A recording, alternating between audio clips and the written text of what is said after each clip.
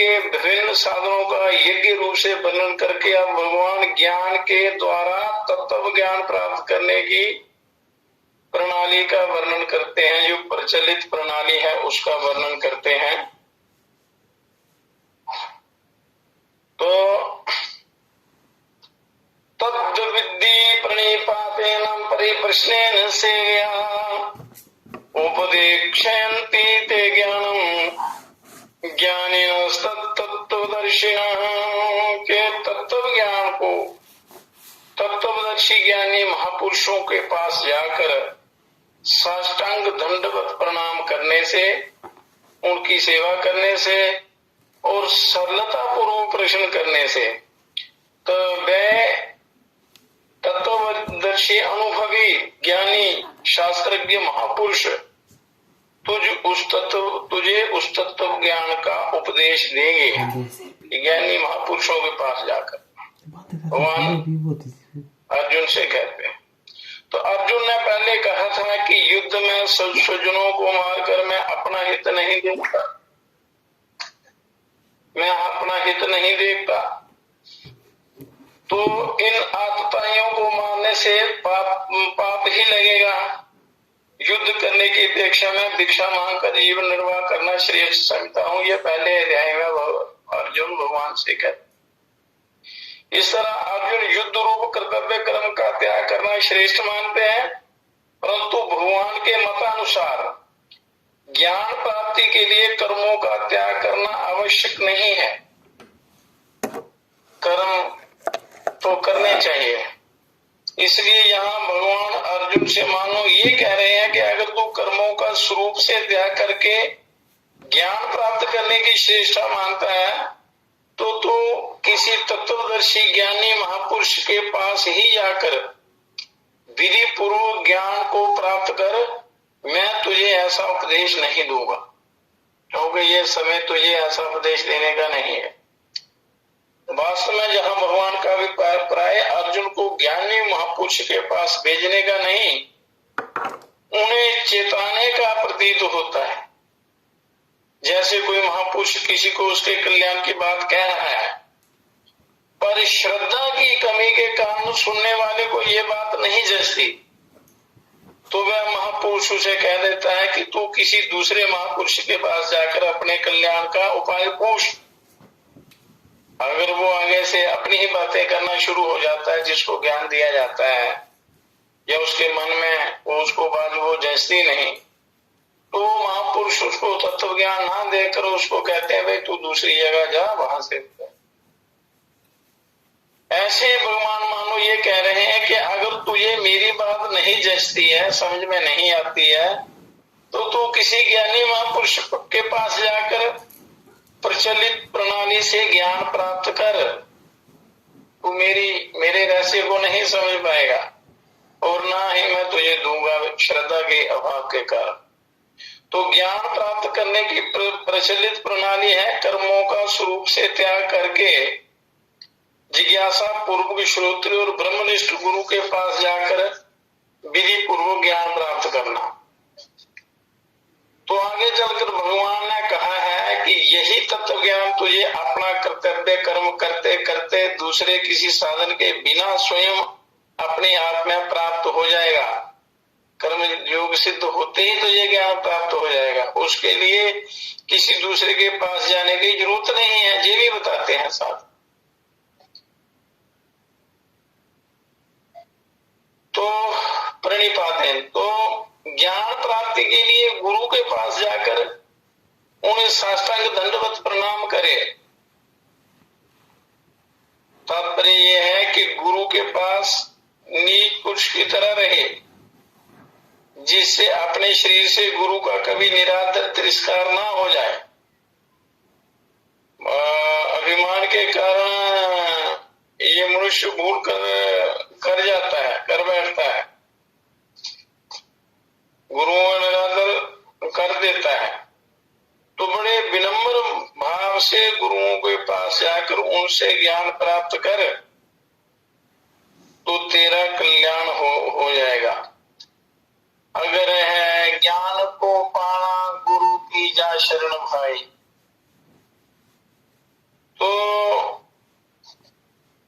कहते हैं कि नम्रता, सरलता और जिज्ञासु भाव से उनके पास रहे और उनकी सेवा करे, अपने आप को उनके समर्पित कर दे, उनके अधीन हो जाए, शरीर और वस्तुएं दोनों उनके अर्पण कर दे, साष्टांग दंडवत प्रणाम से अपना शरीर और सेवा से अपनी वस्तुएं उनके अर्पण कर दे, फिर ज्ञान प्राप्त कर। तो शरीर और वस्तुओं से गुरु की सेवा करे, जिससे वह प्रसन्न हो, ऐसा काम करे, उनकी आज्ञा का पालन करे। उनकी प्रसन्नता प्राप्त करनी हो तो अपने आप को सर्वदा उनके अधीन कर दे और उनके मन के संकेत के, आज्ञा के अनुकूल काम करे। यही असली सेवा। तो संत महापुरुष की सबसे बड़ी सेवा है उनके सिद्धांतों के अनुसार अपना जीवन बनाना। और कारण यह है कि उन्हें सिद्धांत जितने प्रिय होते हैं उतना अपना शरीर प्रिय नहीं होता। इसलिए उनके सिद्धांतों के अनुसार अगर आप चलोगे तो जल्दी कल्याण होगा। तो सिद्धांत की रक्षा के लिए वे अपने शरीर तक का सहर्ष त्याग कर देते हैं। इसलिए सच्चा सेवक उनके सिद्धांतों का दृढ़ता पूर्वक पालन करता है। सच्चा सेवक जो होता है उनके जो सिद्धांत है, उनकी आज्ञा है, उनका पालन करता है।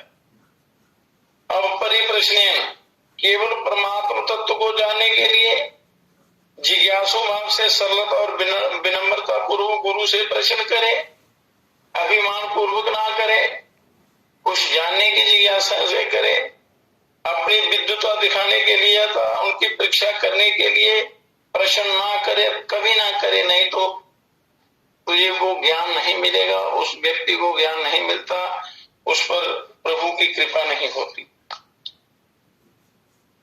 मैं कौन हूं, संसार क्या है, बंधन क्या है, मोक्ष क्या है, परमात्म तत्व का अनुभव कैसे हो सकता है, मेरे साधन में क्या क्या बाधाएं हैं, उन बाधाओं को कैसे दूर किया जाए, तत्व समझने में क्यों नहीं आ रहा है, तत्व जो है वो मेरी समझ में क्यों नहीं आ रहा है, आदि आदि प्रश्न केवल अपने बोध के लिए करे। जैसे जैसे जिज्ञासा हो वैसे वैसे प्रश्न करे, उनकी परीक्षा लेना शुरू ना करे।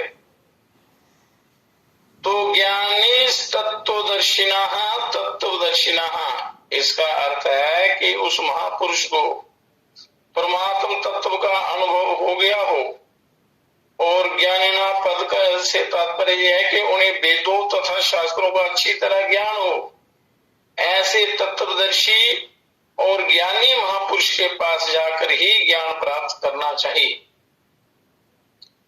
तो भगवान कहते हैं कि अंतःकरण की शुद्धि के अनुसार ज्ञान के अधिकारी 3 प्रकार के होते हैं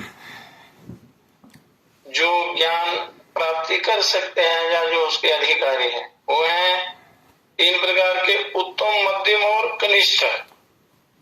उत्तम अधिकारी को श्रवण मात्र से तत्व ज्ञान हो जाता है। जो उत्तम अधिकारी हैं, जिनका अंतःकरण बिल्कुल निर्मल है, शुद्ध है, और जो सच्ची जिज्ञासा लेकर उनके पास जाता है तो सुनने से ही उनको तत्व ज्ञान हो जाता है। मध्यम अधिकारी को श्रवण, मनन और निधि ध्यान करने से तत्व ज्ञान होता है।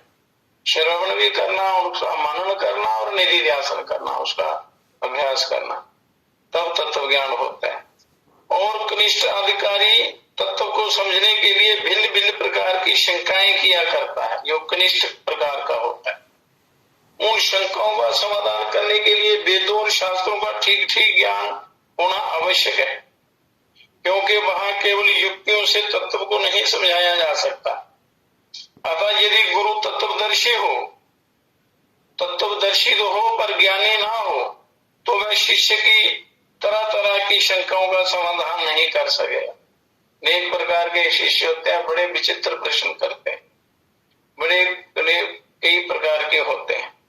यदि गुरु शास्त्रों का ज्ञाता हो पर तत्वदर्शी ना हो तो उसकी बातें वैसी ठोस नहीं होगी, उनका प्रभाव नहीं होगा जिससे श्रोता को ज्ञान हो जाए। तो वह बातें सुना सकता है, पुस्तकें पढ़ा सकता है, पर शिष्य को बोध नहीं करा सकता। जिसने तत्व ज्ञान प्राप्त नहीं किया हो। गुरु ज्ञानी भी होना चाहिए और तत्वदर्शी भी होना चाहिए। तो इसलिए गुरु का तत्वदर्शी और ज्ञानी दोनों ही होना बहुत जरूरी है। तो ऐसे तत्वदर्शी और ज्ञानी गुरु के पास जाकर, महापुरुष के पास जाकर उस तत्व का ज्ञान प्राप्त कर, अर्जुन को कहते हैं। अगर तुझे मेरी बातें समझ में नहीं आ रही हैं तो महापुरुष को दंडवत प्रणाम करने से, उनकी सेवा करने से, उनसे सरलता पूर्वक प्रेम प्रश्न करने से मैं तुझे तत्व ज्ञान का उपदेश देंगे, दिव्य ज्ञान का उपदेश देंगे, तो तू इस मायामय संसार से तर जाएगा। इसका तात्पर्य ये है, ये नहीं है कि महापुरुष को इन सब की अपेक्षा रहती है कि उनको वो दंडवत उनको चाहिए या आदर सत्कार चाहिए। वास्तव में उन्हें प्रणाम सेवा आदि की जरा भी भूख नहीं होती। ये सब कहने का भाव है कि जब साधक इस प्रकार जिज्ञासा करता है और सरलता पूर्व महापुरुषों के पास जाकर कहता है, तब उस महापुरुष के अंतःकरण में उसके प्रति विशेष भाव पैदा होते हैं। आपके व्यवहार से, आपका व्यवहार ही है जो जल्दी ज्ञान की प्राप्ति करा देता है और या पतन भी करा देता है। वो व्यवहार पर आधारित होता है। इसलिए भगवान तरीका बता रहे हैं जिससे साधु को बहुत लाभ होता है। यदि साधक इस प्रकार उनके पास ना रहे तो ज्ञान मिलने पर भी वह उसे ग्रहण नहीं कर सके।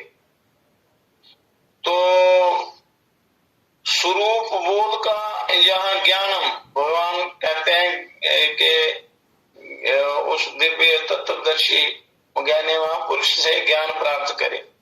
वास्तव में ज्ञान स्वरूप का नहीं होता,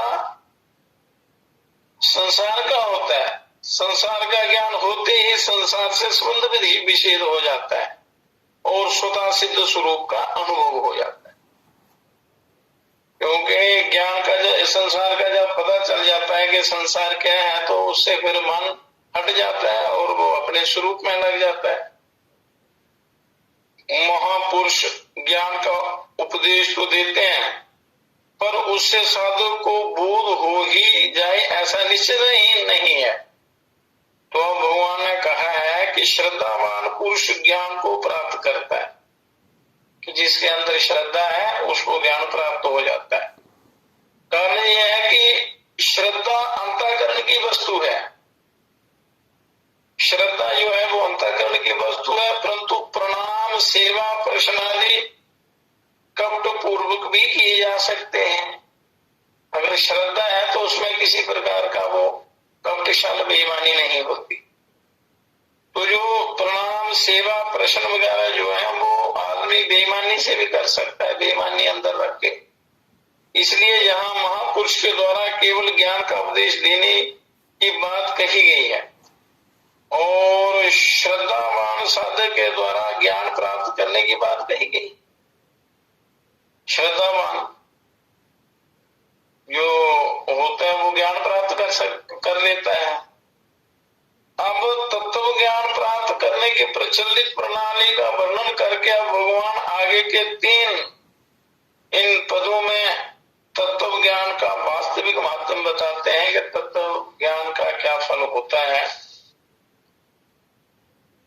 ओम जज्ञात्वाना पुनर्होममेवं यास्यासि पांडवा ये भूतानि निशेषेण द्रक्ष्यसातं मन्वितो मयि। कि जिस तत्व ज्ञान का अनुभव करने के बाद तू फिर इस प्रकार मोह को प्राप्त नहीं होगा। और हे अर्जुन, जिस तत्व ज्ञान से संपूर्ण श्रेणियों को निशेष भाव से पहले अपने में और फिर उसके बाद मुझ सच्चिदानंद घन परमात्मा में देखेगा।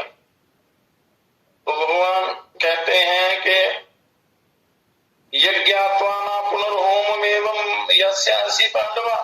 पिछले श्लोक में भगवान ने कहा कि महापुरुष तेरे को तत्व ज्ञान का उपदेश देंगे, परंतु उपदेश सुनने मात्र से वास्तविक बोध या स्वरूप का यथार्थ अनुभव नहीं होता। और वास्तविक बोध का वर्णन भी कोई कर नहीं सकता, अर्थात मान वाणी आदि से वो परे है। कारण कि वास्तविक बोध कर्ण निरपेक्ष है। कर्ण निरपेक्ष कहते हैं मान वाणी आदि से वो परे है, इनके द्वारा नहीं हो सकता। अतः वास्तविक बोध स्वयं के द्वारा ही स्वयं को होता है, और ये तब होता है जब मनुष्य अपने विवेक को महत्व देता है। अपने विवेक को जब महत्व देता है, जड़ चेतन के भेद का ज्ञान जब उसको हो जाता है, तब अपने स्वरूप का अनुभव होता है। तो विवेक को महत्व देने से जब अविवेक सर्वदा मिट जाता है, और तब वह विवेक ही असली बोध में परिणित हो जाता है, वास्तविक बोध में बदल जाता है, और जड़ता से सर्वदा संबंध विच्छेद करा देता है। संसार से, अज्ञान से, जड़ता से, माया से सर्वदा संबंध विच्छेद करा देता है। और वास्तविक बोध होने पर फिर कभी मोह नहीं होता। अगर असली ज्ञान हो जाता है, असली बोध हो जाता है, तो फिर मोह नहीं रहता। तो अर्जुन का मोह प्रकट होता है। पहले अध्याय में अर्जुन को मोह प्रकट हो जाता है, भगवान जब युद्ध में हो जाते हैं, क्योंकि युद्ध में सभी कुटुंबी सगे संबंधी लोग मर जाएंगे, तो उन्हें पिंड और जल देने वाला कौन होगा, ये उसके मन में मोह पैदा हो जाता है। पिंड और जल ना देने से नरक में गिर जाएंगे, जो जीवित रह जाएंगे उन स्त्रियों का, बच्चों का निर्वाह पालन कैसे होगा, आदि आदि ऐसा मोह उनके अंदर पैदा हो जाता है। तत्व ज्ञान होने के बाद ऐसा मोह नहीं रहता। तत्व ज्ञान जब हो जाता है तो ऐसा मोह नष्ट हो जाता है। तो बोध होने पर जब संसार में मैं मेरेपन का संबंध नहीं रहता, तब पुनः मोह होने का प्रश्न नहीं रहता। तो मोह जो है ये बांधने वाला है, ये आवागमन के चक्कर में डालने वाला है। तो भगवान कहते हैं तत्व ज्ञान होते ही ऐसा अनुभव होता है कि मेरी सत्ता सर्वत्र परिपूर्ण है, और उस सत्ता के अंतर्गत ही अनंत ब्रह्मांड है। और जैसे स्वप्न से जगा हुआ मनुष्य स्वप्न की सृष्टि को अपने में ही देखता है, ऐसे ही तत्व ज्ञान होने पर मनुष्य संपूर्ण प्राणियों को अपने में ही देखता है। तत्व ज्ञान जब हो जाता है उसकी ये निशानी होती है।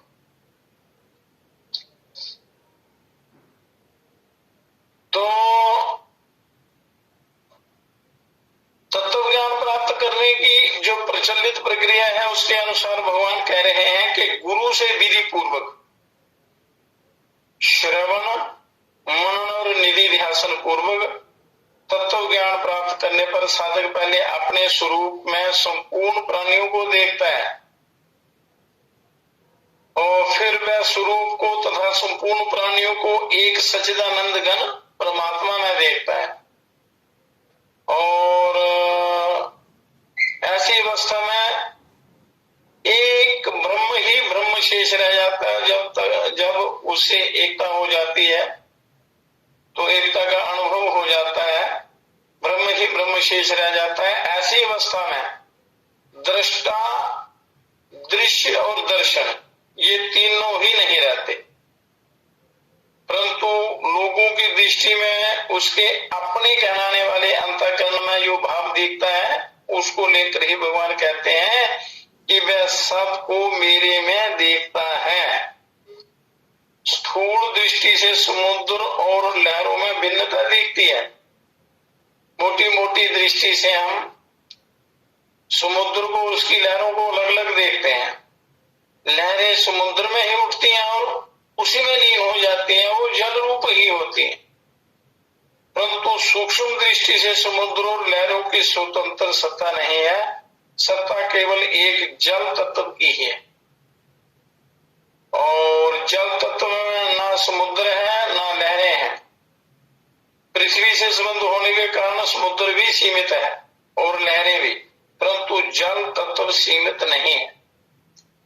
अतः समुद्र और लहरों को ना देखकर एक जल तत्व को देखना ही यथार्थ दृष्टि है। ये समझने की बात है। इसी तरह संसार रूप समुद्र और शरीर रूप लहरों में भिन्नता दिखती है।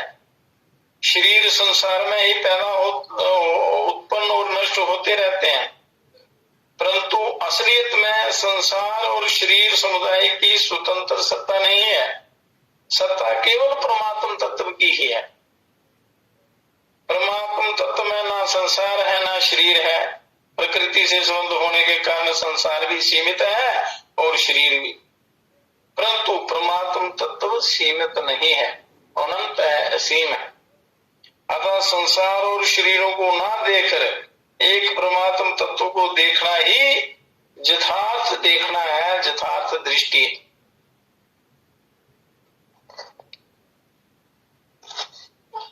अब तत्व ज्ञान अथवा अज्ञान का नाश एक ही बार होता है और सदा के लिए होता है। जिसको होता है तो सदा के लिए होता है। इसका तात्पर्य यह है कि तत्व ज्ञान की आवृत्ति नहीं होती। वह एक बार अनुभव में आ गया तो सदा सदा के लिए आ ही गया, मतलब मिटता नहीं है वो। कारण यह है कि जब अज्ञान की स्वतंत्र सत्ता ही नहीं है तो फिर पुनः अज्ञान कैसे होगा। एक बार मिट गया तो फिर दोबारा होता नहीं। अतः नित्य निवृत्त अज्ञान की ही निवृत्ति होती है और नित्य प्राप्त तत्व की प्राप्ति होती है। जो नित्य प्राप्त है तत्व जो आपके अंदर है, जो पर अज्ञान से ढका हुआ है, तो जब उसकी अच्छा बोध हो जाता है तो उसकी प्राप्ति हो जाती है। तो स्वयं सत्ता मात्र तथा बोध स्वरूप है। स्वयं क्या है? जो आत्म तत्व है आपके अंदर है, वो उसकी सत्ता है और बोध स्वरूप है। तो बोध का अनादर करने से हमने असत को स्वीकार किया, बोध को छोड़ दिया, झूठे संसार को अपना लिया, और असत को स्वीकार करने से अविवेक हुआ। तात्पर्य यह है कि बोध से विमुख होकर हमने असत्य को मान्यता दे दी, झूठ को मान्यता दे दी, और असत्य को सत्ता देने से विवेक का अनादर हुआ और वास्तव में बोध का अनादर किया नहीं है, प्रत्युत अनादिकाल से अनादर है। अगर ऐसा माने कि हमने बोध का अनादर किया तो इससे सिद्ध होगा कि पहले बोध का आदर था, अतः अब आदर करेंगे तो पुनः अनादर हो जाएगा। परंतु बोध एक ही बार होता है और सदा के लिए होता है। अगर बोध हो जाए तो वो सदा के लिए होता है।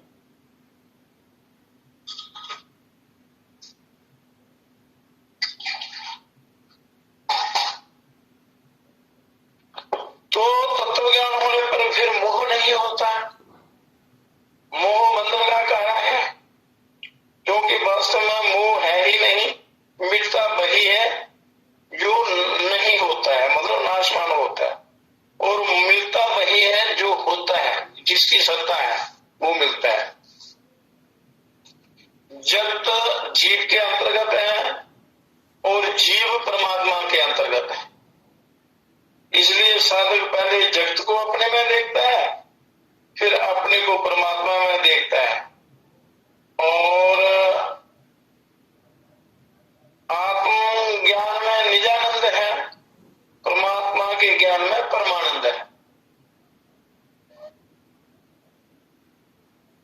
लौकिक निष्ठा से आत्मज्ञान का अनुभव होता है और अलौकिक निष्ठा से परमात्मा ज्ञान का अनुभव होता है। तो सब कुछ भगवान ही है, ऐसा मानना चाहिए। इस प्रकार समग्र का ज्ञान परमात्मा ज्ञान है। आत्मज्ञान से मुक्ति तो हो जाती है, पर सूक्ष्म अहम की गंध रह जाती है आत्मज्ञान से, जिससे दार्शनिकों में और उनके दर्शन में मतभेद रहता है। अतः सूक्ष्म अहम की गंध ना हो तो फिर मतभेद कहां से आया। परंतु परमात्मा ज्ञान से सूक्ष्म अहम की गंध भी नहीं रहती, सूक्ष्म जो अहंकार होता है वो भी मिट जाता है और उससे पैदा होने वाले संपूर्ण दार्शनिक मतभेद समाप्त हो जाते हैं। तो इसलिए ईश्वर की आज्ञा का जो पालन है ये परम कल्याणकारी होता है। गुरुओं की, ईश्वर की आज्ञा का पालन वो परमानंद की प्राप्ति कराने वाला होता है। अब भगवान कहते हैं कि अभिचेदसी पापेभ्यः सर्वेभ्यः पाप कृतम सर्वम ज्ञान पल्लवेनेव वृजनम संतरिष्यसि। अगर तू सब पापियों से भी अधिक पापी है तो भी तू ज्ञान रूपी नौका के द्वारा निसंदेह संपूर्ण पाप समुद्र से अच्छी तरह तर जाएगा। ये संसार पाप समुद्र है तो उससे तू अच्छी तरह तर जाएगा।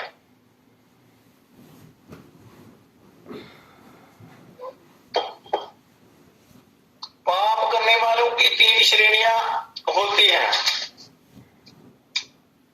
पापकृत, पाप करने वाला, पापकृतर अर्थात 2 पापियों में से एक से अधिक पाप करने वाला, और पापकृतम संपूर्ण पापियों में सबसे अधिक पाप करने वाला। ये 3 प्रकार के पापियों की श्रेणियां हैं। तो भगवान कहते हैं कि अगर तू संपूर्ण प्राणियों में भी अत्यंत पाप करने वाला है तो भी तत्व ज्ञान से तू संपूर्ण पापों से तर सकता है। भगवान का ये कथन बहुत आश्वासन देने वाला है। तात्पर्य ये है कि जो पापों का त्याग करके साधना में लगा हुआ है उसका तो कहना ही क्या है, और पर जिसने पहले बहुत पाप किए हैं उसको भी जिज्ञासा जागृत होने के बाद अपने उद्धार के विषय में कभी निराश नहीं होना चाहिए। कारण यह है कि पापी से पापी मनुष्य भी यदि चाहे तो इसी जन्म में अभी अपना कल्याण कर सकता है। पापों का त्याग करके साधना के द्वारा अपना उद्धार कर सकता है। आगे के लिए पाप ना करे, जो पाप किए हैं उसने उनका प्रायश्चित करे और साधना के द्वारा अपना कल्याण करे। पुराने पाप उतने बाधक नहीं होते जितने वर्तमान के पाप बाधक होते हैं। तो अगर मनुष्य वर्तमान में पाप करना छोड़ दे और निश्चय कर ले कि अब मैं कभी पाप नहीं करूंगा और केवल तत्व ज्ञान को प्राप्त करूंगा, तो उसके पापों का नाश होते देरी नहीं लगती, पाप नष्ट हो जाते। यदि कहीं 100 वर्षों से घना अंधेरा छाया हो और वहां दीपक जला दिया जाए तो उस अंधेरे को दूर करके प्रकाश करने में दीपक को 100 वर्ष नहीं लगते। दीपक जलाते ही तत्काल अंधेरा मिट जाता है। इसी तरह तत्व ज्ञान होते ही पहले किए गए संपूर्ण पाप तत्काल नष्ट हो जाते हैं। और प्राय ऐसे पापी मनुष्य परमात्मा में नहीं लगते, परंतु वह परमात्मा में लग नहीं सकते ऐसी बात नहीं है। वो लगते नहीं है, लग नहीं सकते ऐसी बात नहीं है, वो लग सकते हैं। किसी महापुरुष के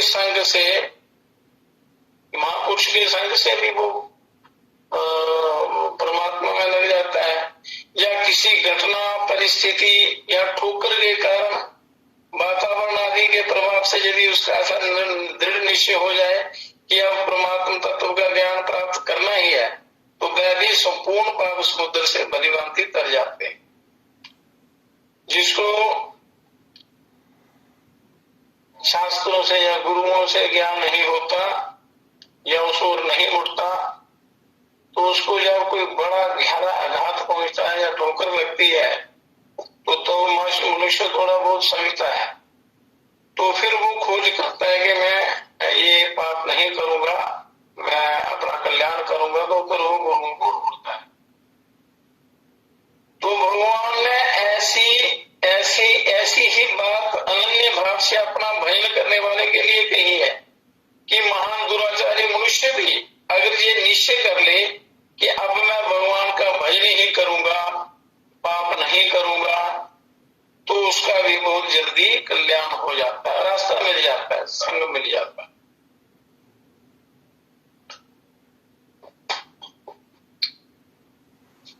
प्रकृति के कार्य शरीर और संसार से संसार के संबंध से ही संपूर्ण पाप होते हैं। मतलब प्रकृति का कार्य है शरीर और संसार के संबंध से ही पाप होते हैं। तत्व ज्ञान होने पर जब इनसे सर्वदा संबंध निषेध हो जाता है तब पाप कैसे रह सकते हैं, पाप मिट जाते हैं। तो परमात्मा के स्वतः सत्य ज्ञान के साथ एक होना ही ज्ञान उपलब्ध अर्थात ज्ञान रूप नौका का प्राप्त होना है। और मनुष्य कितना ही पापी क्यों न रहा हो, ज्ञान रूप नौका से वह संपूर्ण पाप समुद्र से अच्छी तरह तर जाता है ज्ञान से। तो ये ज्ञान रूप नौका कभी टूटती फूटती नहीं। अगर एक बार ज्ञान रूप नौका मिल जाए तो ये टूटती फूटती नहीं, इसमें कभी शिथिल नहीं होता और कभी डूबती भी नहीं। ये मनुष्य को पाप समुद्र से पार करा देती, ये भगवान का कहना है। ज्ञान यज्ञ से ही ये ज्ञान रूप नौका प्राप्त होती है और ये ज्ञान यज्ञ आरंभ से ही विवेक को लेकर चलता है और तत्व ज्ञान में इसकी पूर्णता हो जाती है। पूर्णता होने पर लेश मात्र भी पाप नहीं रहता और ना हो सकता है।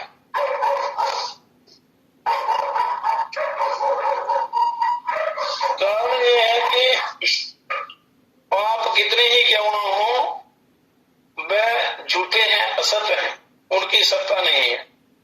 जबकि ज्ञान सत्य है, ज्ञान की ही सत्ता है। सत्य के आगे असत्य कैसे टिक सकता है, मतलब सत्य के आगे ये झूठ नहीं टिक सकता। पाप अपवित्र है जबकि ज्ञान परम पवित्र है। तो अपवित्र वस्तु पवित्र वस्तु को कैसे अटका सकती है? अतः पापों में ज्ञान को अटकाने की ताकत नहीं है। और ज्ञान प्राप्ति में खास बाधा है नाशवान सुख की आसक्ति। मतलब नाशवान जो सुख है संसार के विषय भोग हैं, इनमें जो आसक्ति है ये ज्ञान प्राप्ति में बाधा देती है। तो भोगासक्ति के कारण ही मनुष्य की पारमार्थिक विषय में रुचि नहीं होती और रुचि न होने से ही ज्ञान की प्राप्ति बड़ी कठिन प्रतीत होती है। तो इसलिए रुचि का होना बड़ा आवश्यक है। अगर आपको योग जिज्ञासा हो जाती है, ईश्वर को प्राप्त करने की जिज्ञासा होती है, तो तभी तो समझना आपका कल्याण शुरू हो गया। अगर जिज्ञासा ही ना हो तो फिर ज्ञान की प्राप्ति बड़ी कठिन है। तो विश्व भोगों की इच्छा से वो जिज्ञासा नहीं रहती। प्रेम विश्व भोगों से हो जाता है तो फिर वो ज्ञान नहीं रहता। जरे धांसी समिद्धो अग्निर्भस्मात् कुरुते अर्जुनम् ज्ञानाग्नि सर्व कर्माणि भस्मसात् कुरुते तथा। हे अर्जुन, जैसे प्रज्वलित अग्नि ईंधन को सर्वथा भस्म कर देती है, ऐसे ही ज्ञान रूपी अग्नि संपूर्ण कर्मों को सर्वथा भस्म कर देती है। पर ज्ञान की अंदर जिज्ञासा होनी चाहिए, उसकी प्राप्त करने की, ज्ञान को प्राप्त करने की इच्छा होनी चाहिए। तो भगवान ने ज्ञान रूपी नौका के द्वारा संपूर्ण पाप समुद्र को तरने की बात कही। उससे ये प्रश्न पैदा होता है कि पाप समुद्र तो शेष रहता ही है, फिर उसका क्या होगा? अतः भगवान पुनः दूसरा दृष्टांत देते हुए कहते हैं कि जैसे प्रज्वलित अग्नि काष्ठ आदि संपूर्ण ईंधन को इस प्रकार भस्म कर देती है कि उनका जरा भी अंश शेष नहीं रहता, ऐसे ही ज्ञान रूपी अग्नि संपूर्ण पापों को इस प्रकार भस्म कर देती है कि उनका किंचन मात्र भी अंश शेष नहीं रहता है। तो ज्ञानाग्नि सर्वकर्माणि भस्मात् कुरुते तथा, जैसे अग्नि कष्ट को भस्म कर देती है, ऐसे ही तत्व ज्ञान रूपी अग्नि संचित प्रारब्ध और क्रिया ज्ञान होने पर कर्मों से अथवा संसार से सर्वदा संबंध विषेद हो जाता है, ज्ञान हो जाता है। तो ये जो संसार के साथ आसक्ति है, ममता है, कामना है, मोह है, ये नष्ट हो जाता है। तो संबंध विषेद होने पर संसार की स्वतंत्र सत्ता का अनुभव नहीं होता, एक परमात्म तत्व ही शेष रहता है, ईश्वर का तत्व ही शेष रहता है। तो वास्तव में जो क्रियाएं हैं ये प्रकृति के द्वारा होती हैं, उन क्रियाओं से अपना संबंध मान लेने से कर्म होते हैं। नाड़ियों में रक्त प्रवाह होना, शरीर का बालक से जवान होना, श्वासों का आना जाना, भोजन का पचना आदि क्रियाएं जिस समष्टि प्रकृति से होती हैं, उसी प्रकृति से खाना पीना, चलना बैठना, देखना बोलना आदि क्रियाएं भी होती हैं। परंतु मनुष्य अज्ञानवश उन क्रियाओं से अपना संबंध मान लेता है, अपने को उन क्रियाओं का कर्ता मान लेता है। इससे वे क्रियाएं कर्म बनकर मनुष्य को बांध देती हैं। इस प्रकार माने हुए संबंध से ही कर्म होते हैं, अन्यथा क्रियाएं ही होती हैं। हम अपना संबंध मान लेते हैं तो फंस जाते हैं। तो तत्व ज्ञान होने पर अनेक जन्मों के संचित कर्म सर्वदा नष्ट हो जाते हैं। कारण यह है कि सभी संचित कर्म अज्ञान के आश्रित रहते हैं, अतः ज्ञान होते ही वे नष्ट हो जाते हैं। जैसे कमरे में अंधेरा रहता है और स्विच ऑन करते ही प्रकाश हो जाता है, वैसे ही तत्व ज्ञान होते, तत्व ज्ञान रूपी लाइट जलाने से वो अंधकार अज्ञान जो है वो नष्ट हो जाता है। तत्व ज्ञान होने पर अभिमान नहीं रहता, अब सभी क्रियमान कर्म अकर्म हो जाते हैं, फलजनक नहीं होते। प्रारब्ध कर्म का घटना अनुकूल प्रतिकूल परिस्थिति तो जब तक शरीर है रहता है तब तक रहता है, अच्छा बुरा समय आता जाता है, परंतु ज्ञानी पर उसका कोई असर नहीं पड़ता। और तत्व ज्ञान होने पर भोगों की इच्छा नहीं रहती, अतः अनुकूल प्रतिकूल परिस्थिति सामने आने पर वह सुखी दुखी नहीं होती। अच्छी बुरी है, अच्छी स्थिति आए, बुरी स्थिति आए, तो उसमें ये ज्ञानी जो है वो दुखी नहीं होता। इस प्रकार तत्व ज्ञान होने पर संचित प्रारब्ध और क्रियमान तीनों कर्मों से जरा भी संबंध नहीं रहता। वो कर्म दुखी नहीं करते, वो कष्ट नहीं दे सकते। कर्मों से अपना संबंध न रहने से कर्म नहीं रहते, भस्म रह जाती है, अर्थात तो सभी कर्म अकर्म हो जाते हैं।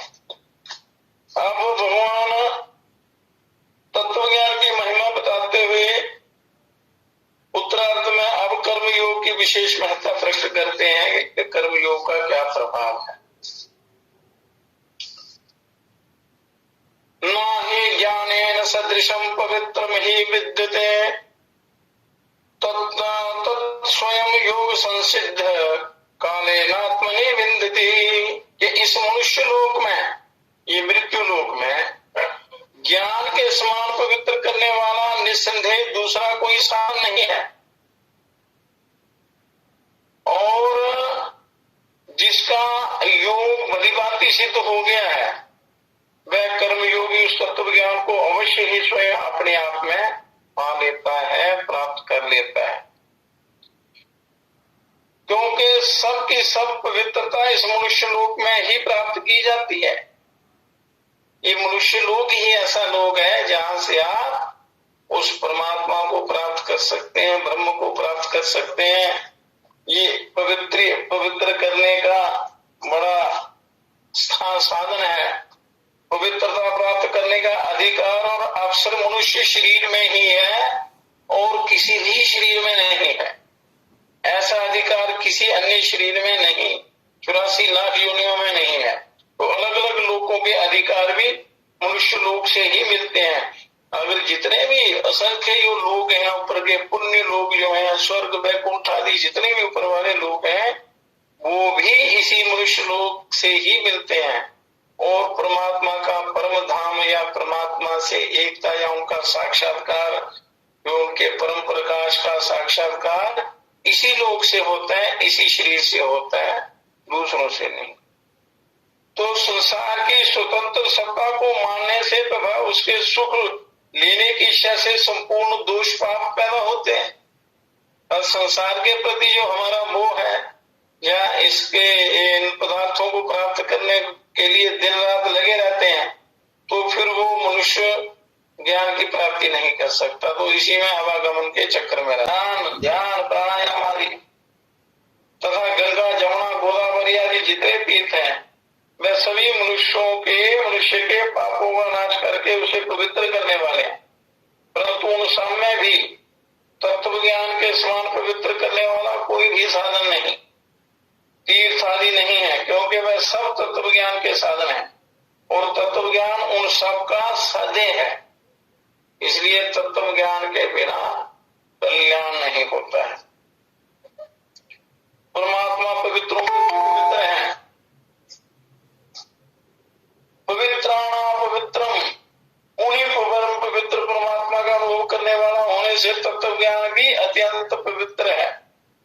और जिसका कर्मयोग सिद्ध हो गया है, कर्मयोग का अनुष्ठान सांगोपांग पूर्ण हो गया है, उस महापुरुष को यहाँ योग संसिद्ध कहा गया है कि उसको परम योग की सिद्धि हो जाती है।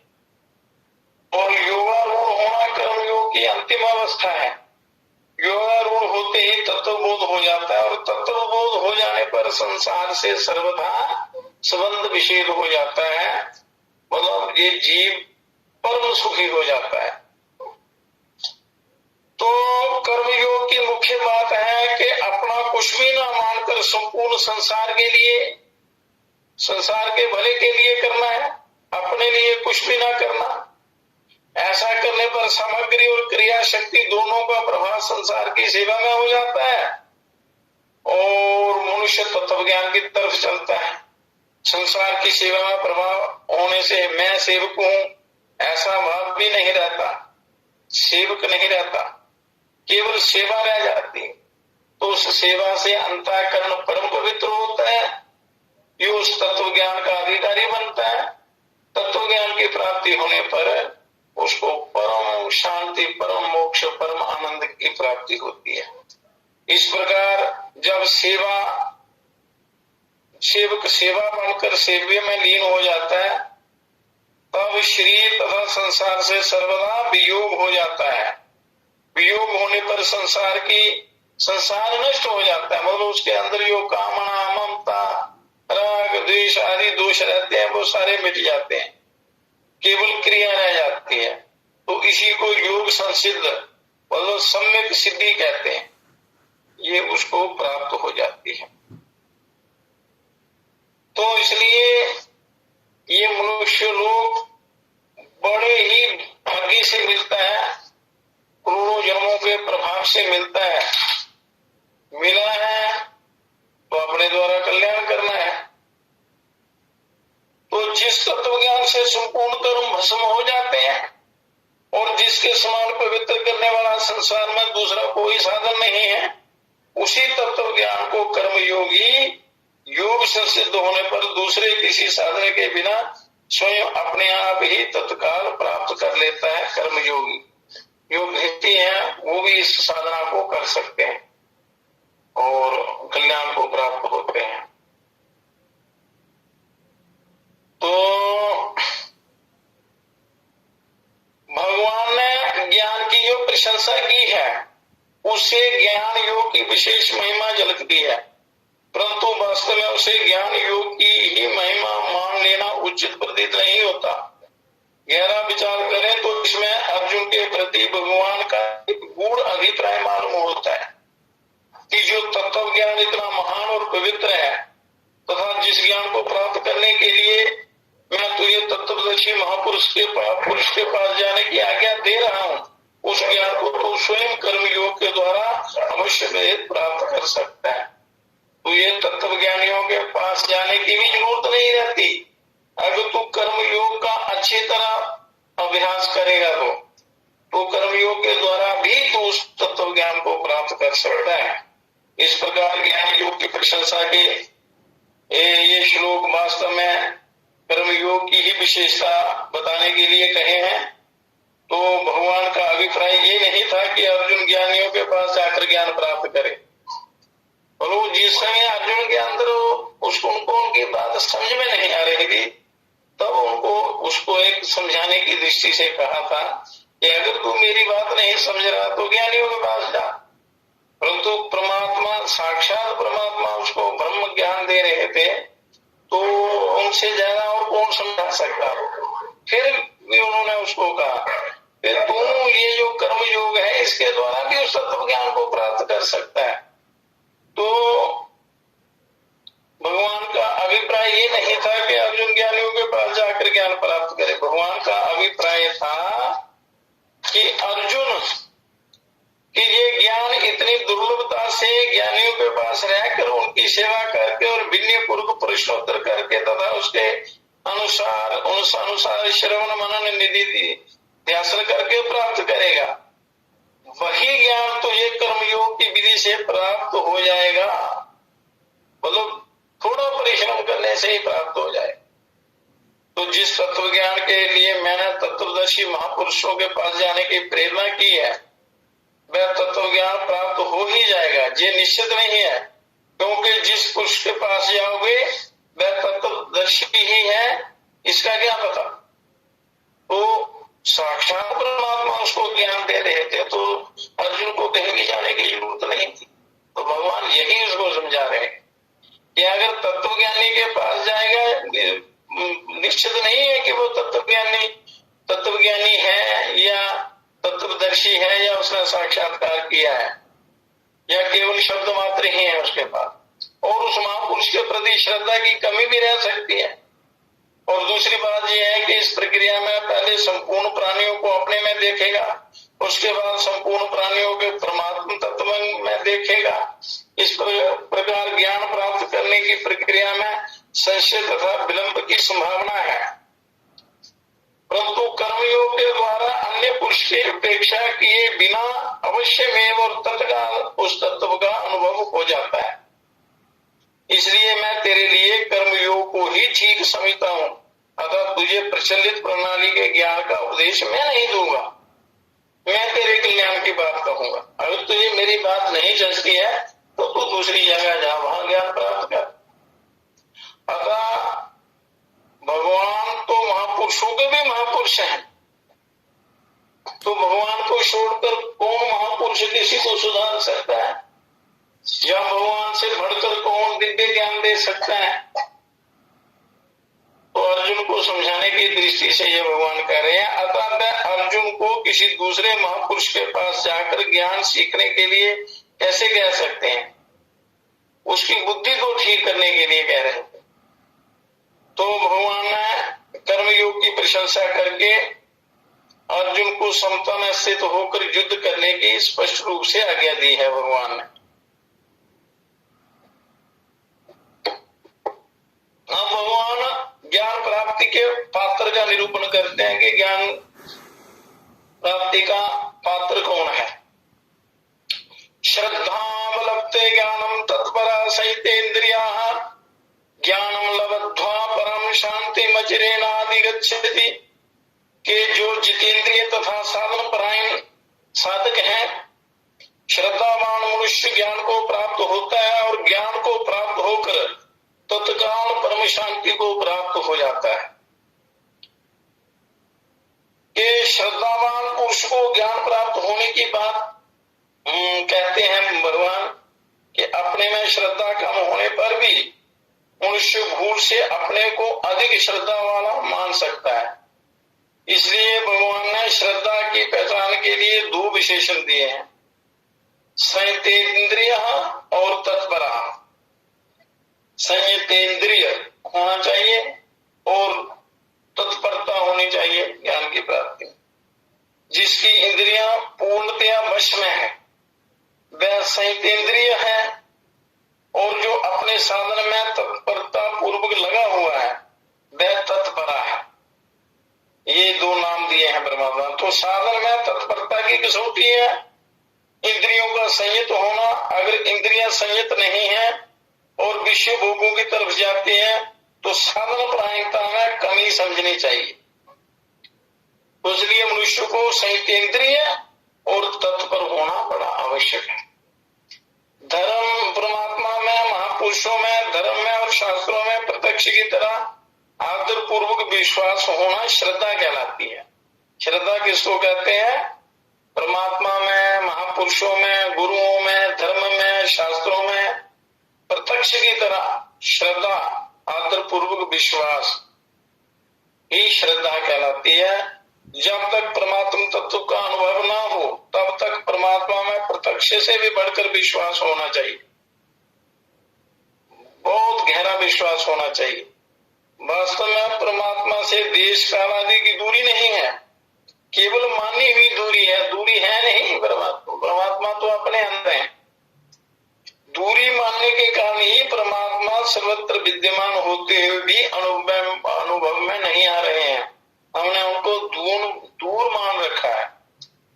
इसलिए परमात्मा अपने में है ऐसा मान लेने का नाम ही श्रद्धा है।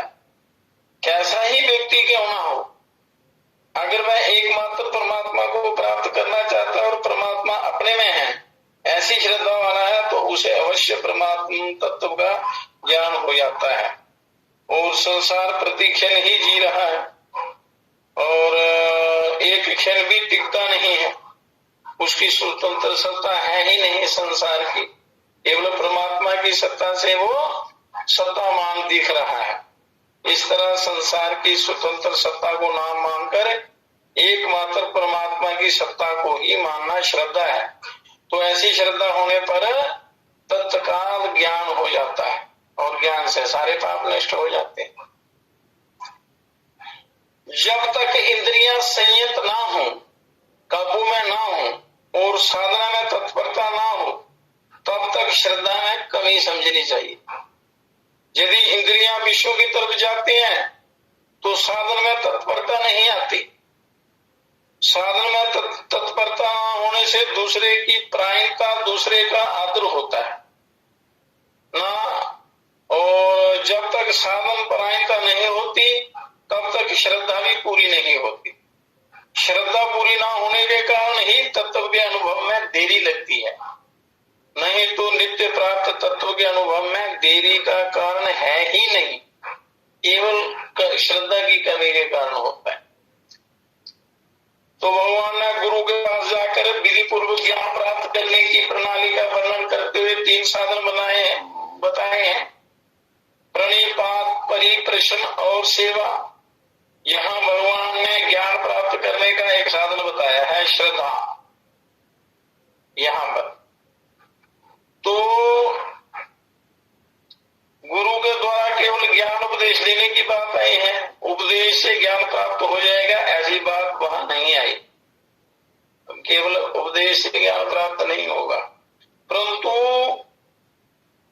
यहाँ भगवान ने ज्ञान प्राप्त होने की बात कही है। तात्पर्य यह है कि पीछे जो साधन बताए हैं भगवान ने, उन साधनों से ज्ञान प्राप्त हो जाएगा ऐसा निश्चित नहीं है, परंतु इस श्लोक में कहे साधन से निश्चित रूप से ज्ञान प्राप्त हो जाता है। भगवान कहता है कि श्रद्धा से निश्चित रूप से तुझे ज्ञान प्राप्त हो जाएगा।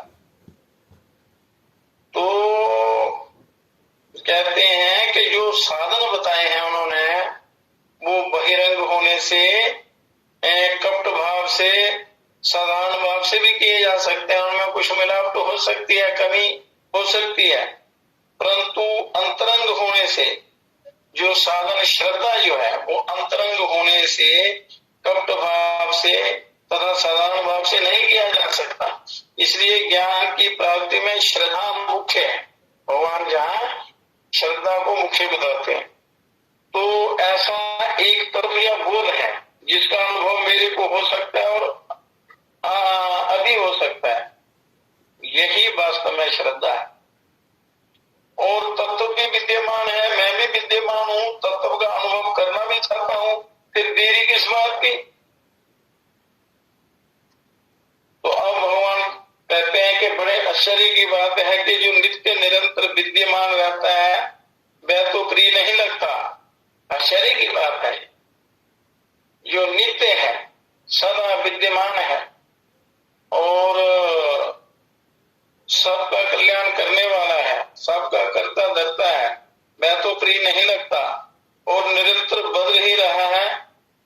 या मोर जो जा रहा है वह संसार प्रिय लगता है। इसमें कारण यही है कि जिस संसार की एक क्षण भी स्थिति नहीं है, एक क्षण भी एक जैसा नहीं रहता, जो निरंतर ही हवा में जा रहा है, उसे हम स्थायी मान लेते हैं, मतलब गलत मान्यता दे देते हैं। दिन को रात, रात को दिन समझ लेते हैं। तो स्थायी होने के कारण ही उससे स्थायी सुख लेना चाहते हैं, जो सर्वथा असंभव है। जो नाशवान है, जिसकी सत्ता नहीं है, जो स्थिर नहीं है, उससे हम स्थायी सुख लेने की इच्छा करते हैं, तो वहां से कैसे हो? मतलब हम विपरीत दिशा में चलते हैं। सुख लेने के लिए हम संसार में अपनापन कर लेते हैं, जो किसी भी काल में अपना नहीं है, धोखा है। अपनी वस्तु वही है जो हमसे कभी अलग नहीं होती और जिससे हम कभी अलग नहीं होते, वो अपना स्वरूप है, परमात्मा है। यदि संसार अपना होता तो हर परिस्थिति हमारे साथ रहती, हमारे विरुद्ध कुछ नहीं होता, कष्ट नहीं होता। परंतु ना तो परिस्थिति हमारे साथ रहती है और ना हम ही परिस्थिति के साथ रहते हैं, इसलिए वह अपनी है ही नहीं। तो अपना जो अंतःकरण और इंद्रियों से हम संसार को देखते हैं, उन्हें भी हम भूल से अपनी मान लेते हैं, परंतु इन पर भी हमारा कोई अधिकार नहीं है। अंतःकरण और इंद्रियों सहित तो संपूर्ण संसार प्रलय की ओर जा रहा है, उसकी स्थिति है ही नहीं। तो इसलिए गलत मान्यता के कारण हम फंस जाते हैं, या वो मान्यता हम नित्य प्राप्त उस परमात्मा को देते हैं, अपने आप को स्वयं को देते हैं, तो कल्याण होता है। तो संसार का केवल आभास मात्र है, प्रतीति होती है, इसलिए इसकी प्राप्ति कभी हो ही नहीं सकती। तो संसार अपने स्वरूप तक पहुंच ही नहीं सकता, पर स्वरूप सब जगह सत्ता रूप से विद्यमान है और संसार का स्वतंत्र अस्तित्व नहीं है, पर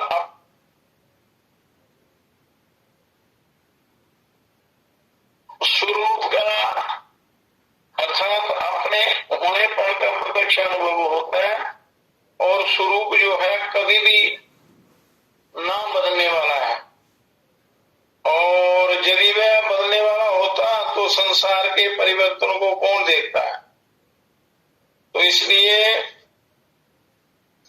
ये अपना स्वरूप जो है सदा रहने वाला है और गलत मान्यता के कारण संसार से संबंध हो जाता है या उस संसार से संबंध विच्छेद हो जाता है। तत्व ज्ञान होने पर संसार से संबंध विच्छेद हो जाता है, तो फिर वो उस परम शांति को प्राप्त कर लेता है। श्रद्धा, विश्वास और विवेक की आवश्यकता सभी साधकों के लिए है। श्रद्धा, विश्वास और विवेक सबको ये आवश्यक है। कर्म योग तथा ज्ञान योग में विवेक की मुख्यता है, भक्ति योग में श्रद्धा और विश्वास की मुख्यता होती है। आरंभ में तत्व ज्ञान है, ऐसी श्रद्धा होगी तभी साधक उसकी प्राप्ति के लिए साधन करेगा। पहले ये निश्चय हो जाए कि तत्व ज्ञान है, परमात्मा है, ब्रह्म है, कोई ना कोई सत्ता है, तो फिर उसकी प्राप्ति के लिए ये प्रयत्न करता है, तो वो सफल हो जाता है। जो ज्ञान प्राप्ति का अपात्र है, विवेकहीन संशयात्मा मनुष्य की भगवान आगे के श्लोक में निंदा करते हैं, और जो पात्र है तो उसको उसकी भी व्याख्या यहाँ, जिसके अंदर श्रद्धावान है वो पात्र है, और जो विवेकहीन है वो अपात्र है, तो उसकी भगवान निंदा करते हैं। और भगवान कहते हैं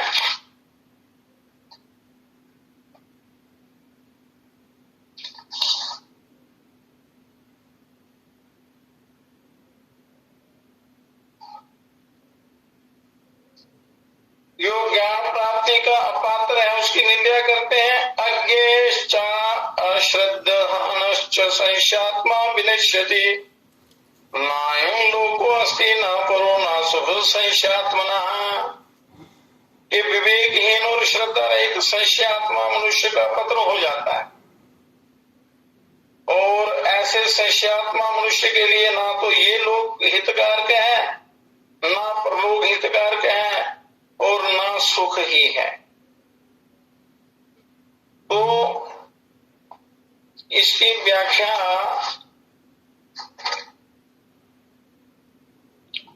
कल करेंगे। आज का सत्संग यही समाप्त करते हैं।